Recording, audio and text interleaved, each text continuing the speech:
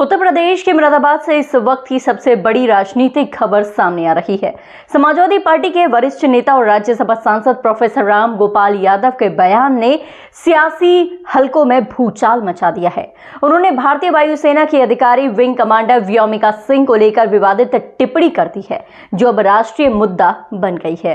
Professor Ram Gopal Yadav ने कहा कि व्योमिका सिंह हरियाणा की जाटव है, चमार है और एयर मार्शल भारती पुणियाम के यादव हैं। तीनों तो पीडीए के हैं। एक को मुसलमान समझकर गाली दी, एक को राजपूत समझकर कुछ नहीं कहा और भारती के बारे में जानते भी नहीं।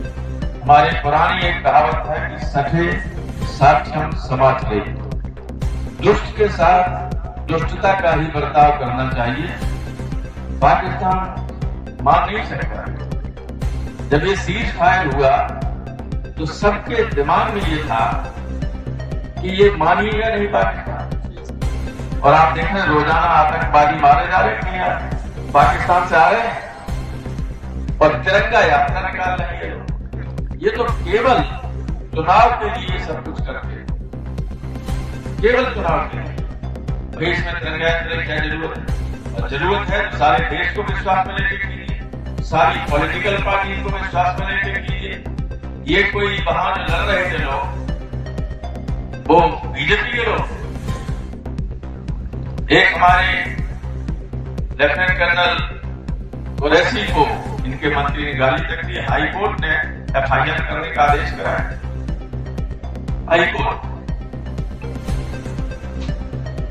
लेकिन दिव्या सिंह के बारे में इन्हें मालूम नहीं कि वो कौन है।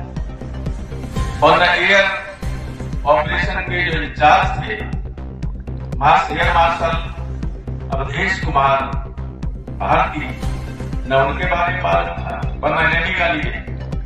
आपको बता दूं कि दिव्या सिंह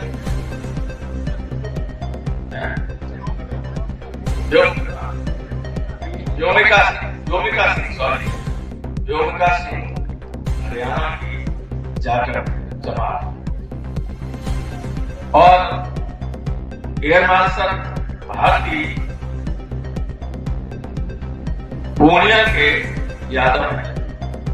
तो तीनों तो पीडीए के थे। एक को मुसलमान समझ के गाली दी, एक को राजपूत समझ के कुछ नहीं किया और भारती के बारे में जानकारी नहीं। और जब पेपर में आ गया तब ये सोचने को विवश है कि अब क्या करें। तो मानसिकता जब खराब होती है तो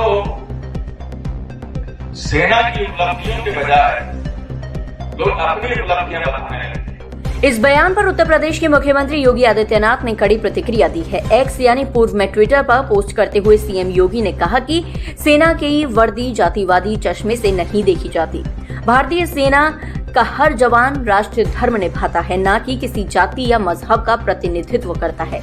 एक वीरांगना बेटी को जाति के चश्मे से देखना सेना के शौर्य और देश की अस्मिता का घोर अपमान है। सीएम योगी ने समाजवादी पार्टी की मानसिकता पर भी सवाल उठाते हुए कहा कि ये वही मानसिकता है जो तुष्टीकरण और वोट बैंक की राजनीति में राष्ट्रभक्ति तक को बांटने का दुस्साहस करती है।